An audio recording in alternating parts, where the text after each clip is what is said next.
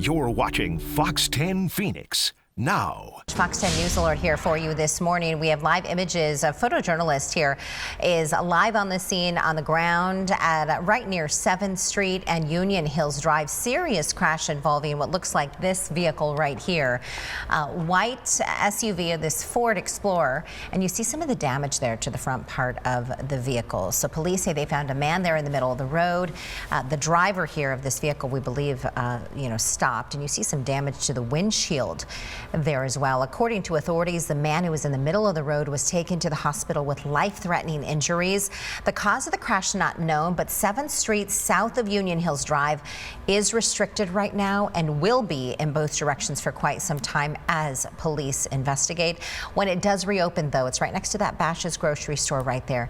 We will bring that to you live. We start with this story as well. A deadly shooting under investigation in Phoenix at this hour. It happened late last night in a neighborhood near 19th Avenue and Bethany Home Road. Phoenix police say they found a man who was shot in an alleyway. He was taken to the hospital where he later died from his injuries. Officers did also detain a man on scene who they believe was involved in this shooting somehow, but he has not been identified as the suspected shooter at this time. Detectives are now investigating. They are expected to provide additional details to us later this afternoon. Many across the valley waking up feeling a little chilly out there. The winter escape to the desert, catching a cold for some of those folks. If you're here from the Midwest, maybe Minnesota, and you're hanging out here, Michigan, Wisconsin, we love that you're here and thank you for watching. And we hope you stay warm today because the valley is under a freeze warning, and that will remain in effect through 9 a.m. this morning. Just heard Crystal share about it a little. So while this isn't unusual for this time of year, it has been relatively warm and a mild winter thus far this winter here in the valley. During the day, nearly as perfect as you can imagine here for January, and folks out and about in the valley have a lot of differing opinions though about some of the cooler temperatures we're seeing. I was not warm enough this morning. I was just in this sweater and a jacket, and I wish I had a hat and scarf and warmer leggings on. It was chilly. I was expecting it to be a lot hotter than what I thought it was going to be right now. It's a great juxtaposition to the 113, 117 that we had this summer, and I'm from South Dakota, so this is fantastic to me. We actually get to wear sweaters and beanies and not look ridiculous. Sometimes looking ridiculous is fun. That's fine.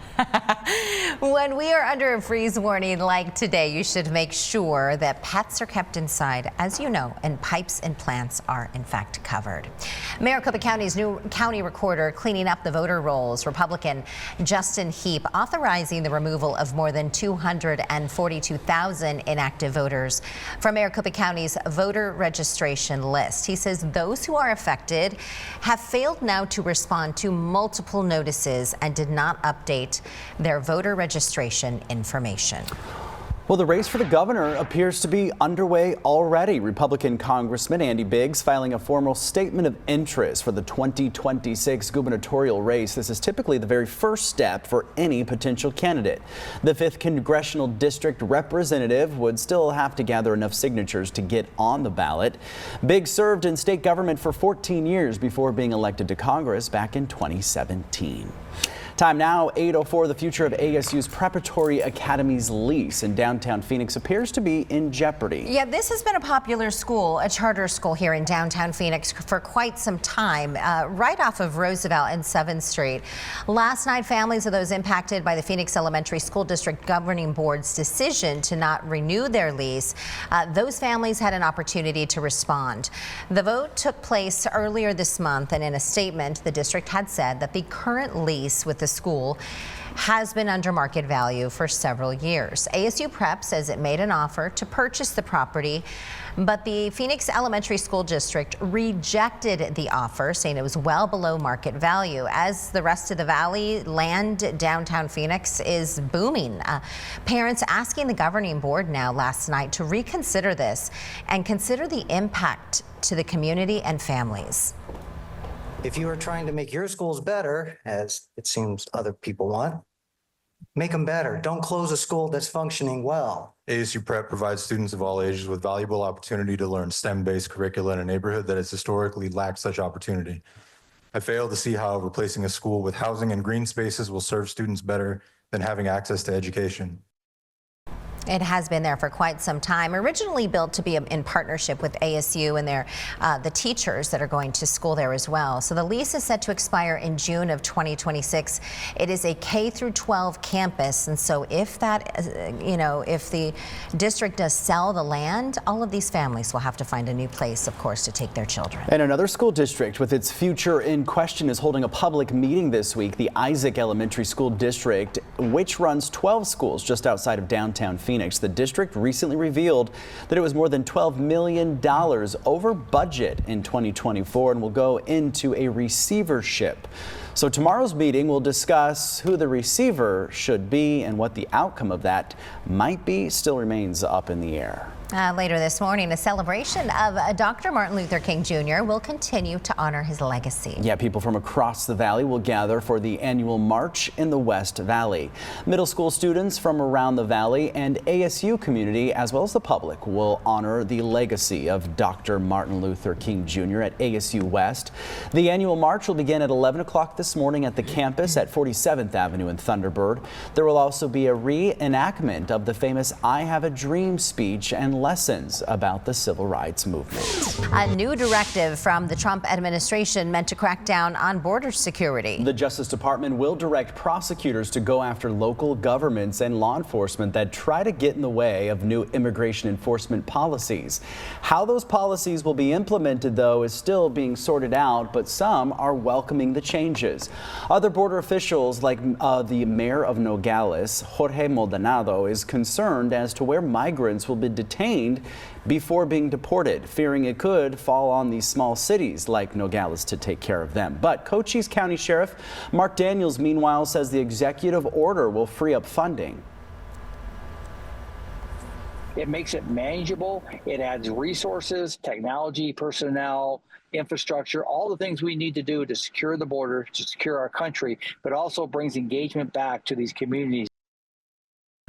A new poll from the Associated Press shows many Americans are on board with beefing up security at the border, but people are split on the deporting of all illegal immigrants living in the United States, and the majority want them to focus on who have committed crimes. The poll also showed most Americans oppose arrests in schools and churches. Yeah, we're still waiting for details on how the Trump administration plans to carry that out. We'll bring it to you as we receive more information. There's also the controversy surrounding Trump's attempt to end birthright citizenship. 22 states, including Arizona, now suing the Trump administration. Arizona Attorney General Chris Mays argues the president does not have the power to revise the 14th Amendment, which automatically recognizes U.S.-born children of immigrants as citizens. The president signed his executive order Monday, and that is expected to take effect in 30 days. Time now 7:33, turning to an update on the man accused of spraying bug killer on groceries for TikTok fame. 27-year-old Charles Smith has been indicted by a grand jury. He now faces multiple charges, including felonies for poisoning food and burglary. Police say he allegedly recorded himself spraying those chemicals on produce at a Mesa Walmart. Smith claims he sometimes makes upwards of $10,000 a month for posting these kinds of prank videos online. According to police records, Smith turned himself in when he saw all the negative comments on his videos. Meantime, the Maricopa County Attorney's Office says it will not prosecute a Mesa woman in a horrific case of animal cruelty.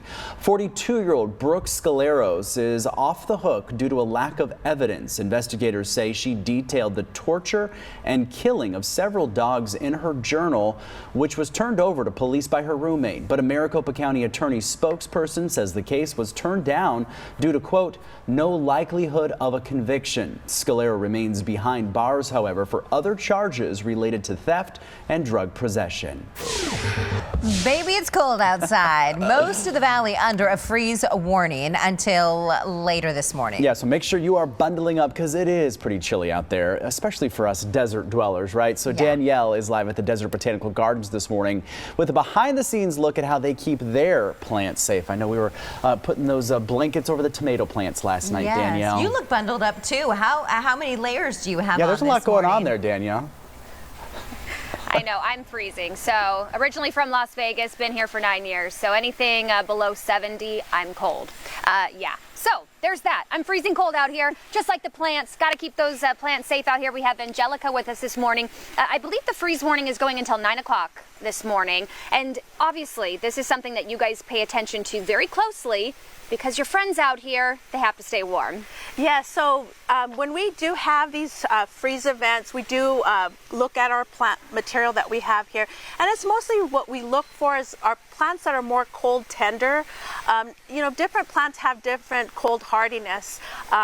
So plants like that are from other parts of the world, like our aloes, our adeniums, those are a little bit more cold tender, so we have to make sure that they are protected from the freeze. Other plants like bougainvillea, lantana are also cold tender, so you have to be really careful and make sure that you cover them if we do have these freeze events. So what we like to do here, as you can see, we put what they call these frost cloth, or sometimes they call insulate, and we drape them over the plants. And the key thing is what happens is what's happening here is it's getting its warmth from the soil.